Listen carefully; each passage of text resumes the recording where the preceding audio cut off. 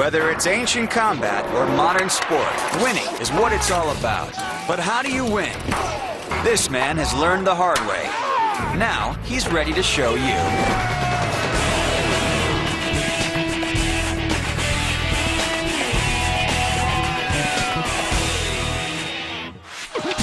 Ancient warriors dreamed of a long-range weapon that could pierce through a man and his armor with pinpoint accuracy.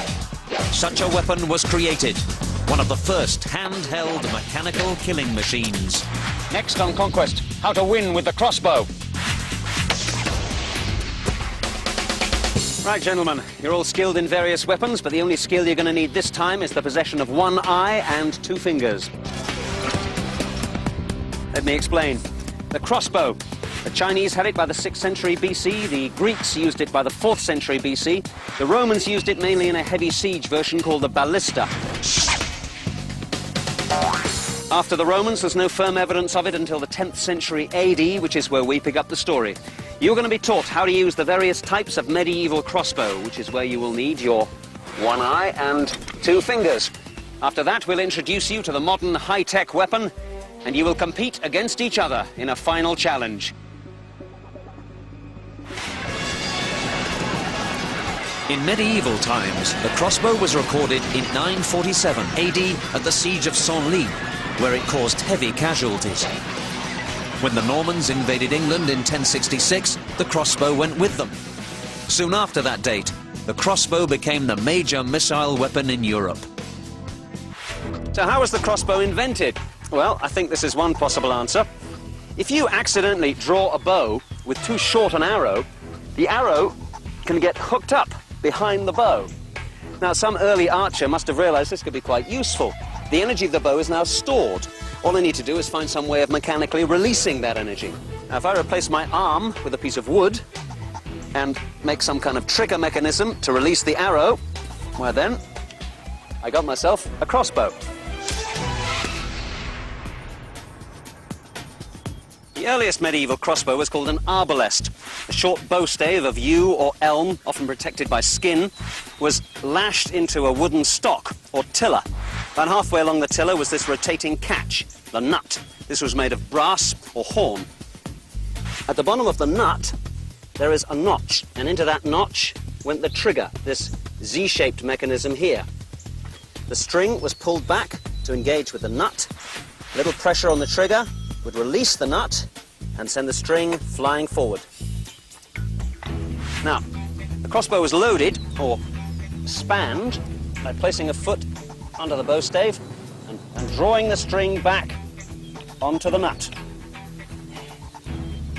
The bolt was then placed inside the string, and the whole thing was released by a touch on the trigger.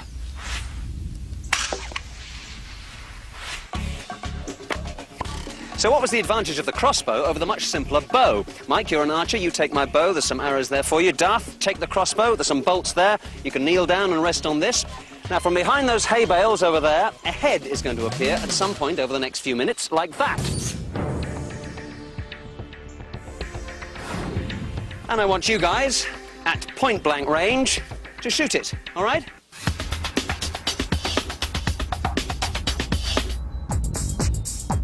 While Mike and Darth take aim and wait for their target to appear, Dan and Phil learn about the types of arrow shot by the crossbow. Now, a crossbow fires a short arrow called a bolt or a quarrel. It's laid along this groove cut on the top of the tiller. And these are generally made of yew or ash. They have 2 or 3 fletchings at the back. Some of the fletchings were spiraled to give the bolt a spin in flight. Now, this one is designed to punch through plate armor. A slightly longer, thinner point would be best against mail. And then there's a whole range of broadheads. These are for use against unarmored soldiers and indeed for hunting. The quarrels and bolts were kept in a quiver, a box that was hung from the belt. Any luck yet? Nope, not yet. Although the early arbalest was primitive compared to later, more powerful crossbows, the effect of this weapon on the battlefield was huge. It was absolutely deadly, especially at close range. This was a revolution in armament, as important in its day as the gun was to later generations. It was the first handheld mechanical killing machine. Just look at that guy over there with the bow. The hand bow required muscular strength and steadiness. It cannot be held at full draw for any length of time. Whereas with the crossbow... You got it. I just pulled the trigger. My arm was hurting, and when I went to relax it, the target came up and I wasn't ready. Well, that's just the point. The crossbow was ready. And look at you. You have to stand up to use your weapon. You're an open target. The crossbowman can kneel behind cover and take his shot when the target appears. The crossbowman even had his own special type of shield. It was called a pavis. He would carry it on his back, move into position, and then set it up on this stand. Then he could span his bow safely behind the protection of the shield. He could then shoot it, still protected. Now, many medieval battles were sieges, and the crossbow was an ideal weapon either to attack a castle or to defend it. It just depended which side had more crossbowmen. The arbalest, once spanned, could be fired at leisure without effort. It merely required alignment and the correct elevation for the distance of a chosen target. But there's more. So, had you shot that crossbow before? First time. Well, why don't you all have a go? As I said, a good bowman needs physical strength and a lifetime of practice. But with a crossbow, anyone can be taught how to load, aim, and shoot with reasonable accuracy in a very short space of time. This was the first really effective missile weapon to be widely available to common soldiers who were unskilled and who needed very little training. Most importantly, the crossbow could fire a bolt which flew faster, further, more accurately, and with greater penetration than any archer's arrow of the period. In 1099, during the First Crusade, Anna Komnena, daughter of the Byzantine emperor, wrote, "They not only pierce through a shield, but also pierce a man and his armor through and through."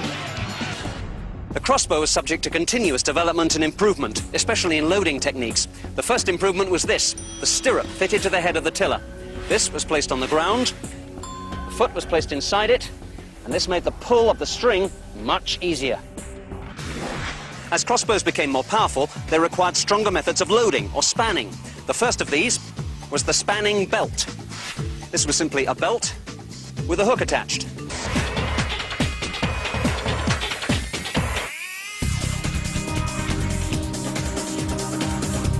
The crossbowman places his crossbow on the ground, kneel down, put the hook over the bowstring, and then he could use the full force of his body to pull that string up.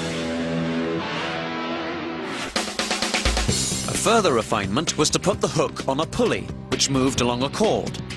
One end of this was attached to the belt, and the other to a peg on the tiller.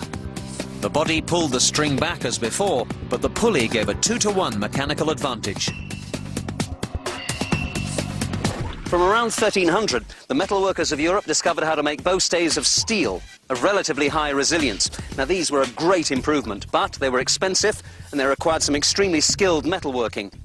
The bowstay was usually held in a recess cut in the front of the tiller, and it was either bound on with cords or secured by a system of braces and wedges.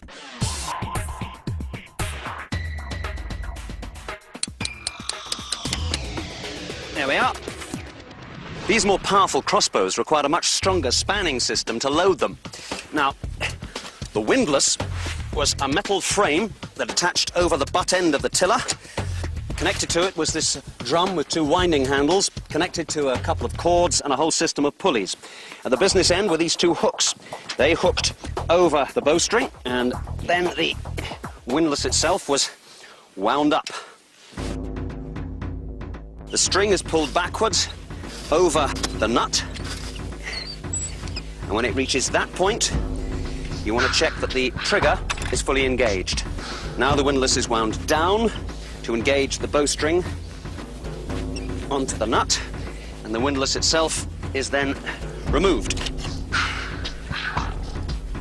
Now, at last, you have a really powerful crossbow with a mechanical spanning system, a truly deadly weapon.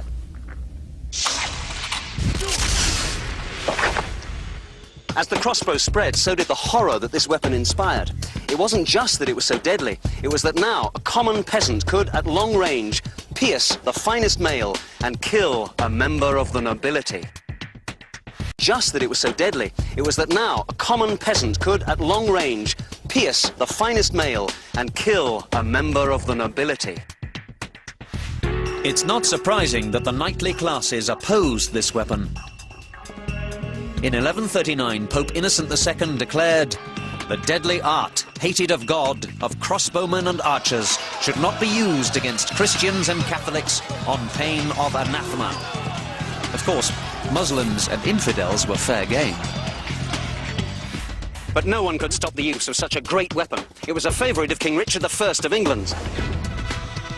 He used it against Muslims and Christians alike. At the siege of Chaluz in 1199, he was mortally wounded by a crossbow bolt, which some saw as God's punishment. Coming up, our team learns to use the various types of ancient crossbow and gets to compare them with other weapons. Today, our team, dressed as mercenaries of the Middle Ages, practice loading and firing the medieval crossbow. The crossbowman played a pivotal role in many battles of the Middle Ages. From his position at the forefront and on the wings of the battle, his main purpose was to stop the advance of the enemy, especially cavalry. The main disadvantage of the crossbow was the slow rate of fire. Only 2 shots a minute from a really powerful weapon, but it had great penetrating power and accuracy. It remained effective up to 200 yards, though the penetrating power decreased with the distance. This could be a devastating weapon. In 1314, the Mayor of London raised a force of 120 crossbowmen. The crossbows cost 41 pennies, the baldricks 12 pennies, the quivers 3 pennies. There were 4,000 crossbow bolts at a bargain price of 240 pennies, a helmet and collarette of iron at 61 pennies, and a hackaton or armoured coat at 81 pennies. But you guys, the crossbowmen, were only paid 4 pennies a day. 4 pennies? Well, what skills have you got? Oh, well, I can aim and squeeze that trigger thing. Well, exactly, anyone can do that. Now, your kit may have been expensive, but you guys were dirt cheap. In England, the crossbow had already been superseded by the longbow. This was the only weapon which had anywhere near the range and penetration of the crossbow. But the longbow needed a high level of strength and training that only the English achieved. But in Europe, the crossbow was perceived very differently. It was used by highly trained and well-armoured mercenaries. The Genoese, in particular, were renowned for their skill and steadfastness. Mounted crossbowmen were regarded as elite troops and often formed the personal bodyguards of kings. But medieval crossbowmen must have had problems with these old designs, especially the windlass. One answer is to make a faster loading crossbow. The Kranikin is a rack and pinion device. Inside this case is a toothed wheel, which engages on this toothed bar with a double hook on the end. The bar is wound down to collect the string. It's then wound up again to pull the string back onto the nut. In this position, you ensure that the trigger is fully engaged, and then you wound down the Kranikin once again. The Kranikin was removed, bolt placed in the bow.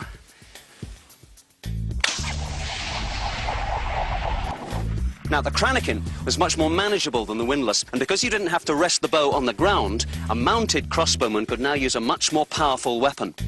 But it remained fairly slow to load, but now there were alternatives. It's time to try a test. Here we have the windlass crossbow, Kranikin crossbow.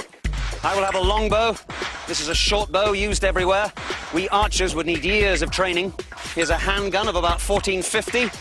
And a matchlock musket of about 1550. Now, the firearms are complicated to load, but relatively easy to aim and fire. We've got 3 targets. The first one at 20 yards, where we'll see which weapons can penetrate it. Next one is at 40 yards, which we'll see which weapons can reach it and how many can penetrate it. And the final one is at 60 yards. I want you to shoot, loose, and fire as much as you can. Are you ready? Ready. The team shoots at the first target 20 yards away. All the projectiles hit the armoured dummy. The guns make some nice holes, and the longbow and the crossbows are close enough to pick off the ideal target, the face. But the arrows from the short bow just bounce off. Even at this close range, this weapon requires a well-aimed shot to an unarmoured part of the body. So the short bow is eliminated. Next, the second target at 40 yards. After 3 tries, the longbow finally strikes the target. The matchlock hits with ease. Both crossbows are accurate enough to strike the target, but don't quite penetrate the heavy armor. The handgun is completely inaccurate and is eliminated. For the third target at 60 yards, my longbow should certainly be able to penetrate the armor, if I can hit it. I shoot plenty of arrows, but I miss, which eliminates the longbow and leaves the crossbows and the matchlock. The crossbowmen have to carefully adjust the elevation and allow for windage, which is the effect of any side wind on the bolt. One bolt actually does hit the target, but with so little power that it bounces off. The matchlock hits and punches straight through the armor. The crossbow loses out, making the matchlock the superior weapon. In its time, the crossbow was a remarkable weapon, but it was only really effective against plate armor up to about 60 yards. It performed just as well as the longbow in everything except the crucial rate of fire, but it required much less skill to learn how to use it. But neither of these weapons could match up to the growing power of the gun. With the introduction of firearms, the military crossbow was practically obsolete after 1550. From then on, crossbows were used mostly for hunting or target shooting by the leisured classes. Right, gentlemen. It's only in the last 50 years, with the introduction of modern high-tech materials, that the design, construction and power of the crossbow has seen revolutionary change. For you to experience the modern crossbow, we've come here to the Valley West Archers Range. Take up a bow. Let's get to work. Oti Snyder, who represents Horton Crossbows, instructs the team on how to use today's state-of-the-art crossbows fitted with scopes, which help the shooter focus more accurately. Hi team, before we start to shoot the crossbow, there are a few basics you're going to have to pick up on. Number one, and probably the most important, is the safety. Safety's ambidextrous, left or right on the crossbow. Must be in the fire position to cock. Out front of the bow, there are grooves at the forearm of the crossbow. Those are for your thumbs and fingers. Keep them in there. Basic way of cocking the crossbow, step into the stirrup up to the ball of your foot. I try to put my chest right down on the stock, get my index fingers along the rail, use all 4 fingers on each hand, all the way back to the latch. Crossbow's then cocked, automatically goes in the safe position when it's cocked. The methods for spanning the crossbow are the same now as they have always been.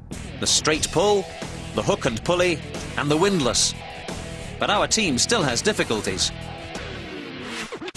Coming up, our team faced their final challenge with some of the most powerful crossbows on Earth.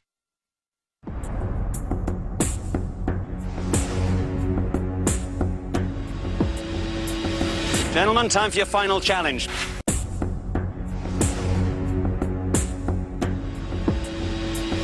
Gentlemen, time for your final challenge.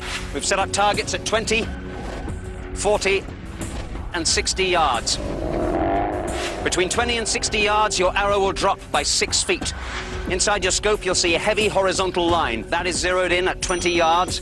Each line below that represents another 10 yards of elevation. Work it out. You're going to shoot in pairs, 2 shots at each target, and the 2 guys with the winders are up first. Off you go.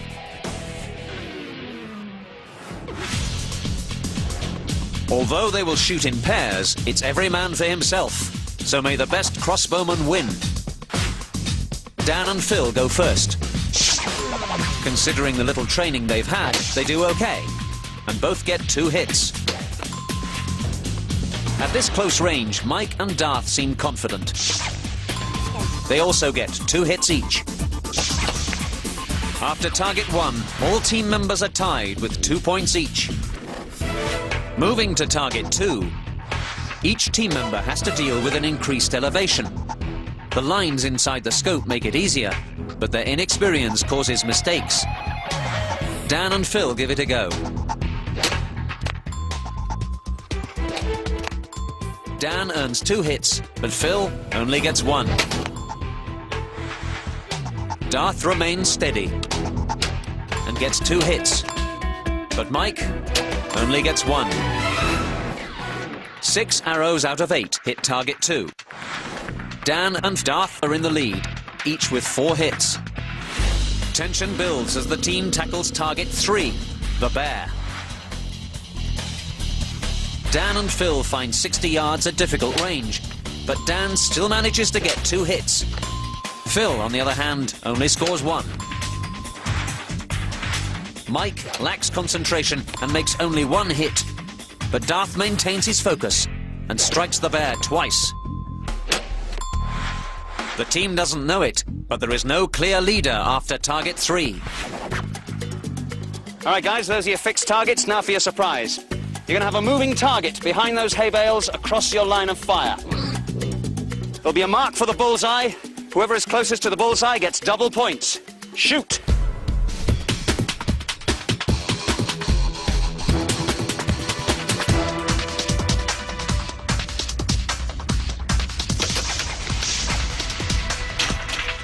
The team has finished the Conquest challenge. Now let's tally up the scores. All right, gentlemen, let's have a look at the ball.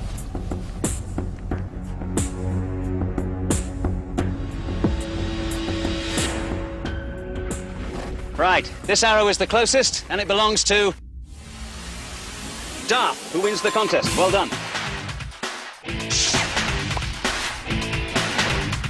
Requiring a unique combination of human skills and mechanical artifice, the crossbow is a remarkable weapon. It's also a great modern sport, and our team have really enjoyed learning how to win with the crossbow.